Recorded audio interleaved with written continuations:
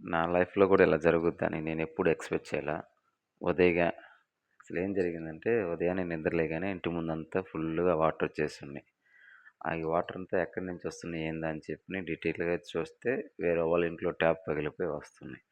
ఆ ట్యాప్ పగిలిపోయిందన్న విషయం నేను 1.5 నెల ముందే వాళ్ళకి చెప్పా. అప్పటి నుంచి వాళ్ళు చేపించుకోలే, చేయట్లే. సరే ఈరోజు వస్తున్నాయి కదా అని చెప్పని ఉదయాన్నే పోయేసి, ఇలా వాటర్ అంతా వస్తున్నాయి. మీ ఇంట్లో నుంచి కొంచెం చేపించుకోవచ్చు కదా అని చెప్పని అడిగా. అడిగినందుకు మా ఇంట్లో వాటర్ వస్తున్నాయి. కానీ పైనుంచి కిందకే కదా నీళ్ళన్నీ పోవాలి. సైడ్ కాలువలున్నాయి. సైడ్ కాలువలో పోతాయి కదా అంటున్నాడు. సైడ్ కాలువలు ఎవరు తీయలేదు. ఆ వాటర్ ఫ్లో ఎక్కువైపోయి మొత్తం మా ఇంట్లోకి వస్తున్నాయి. కొంచెం చేపించుకోండి అని చెప్పి అడిగాం. ఆ ఒక్క మాట అడిగినందుకు వాళ్ళ ఇంట్లో వాళ్ళందరూ నా మీదకు తోవుకొచ్చారు.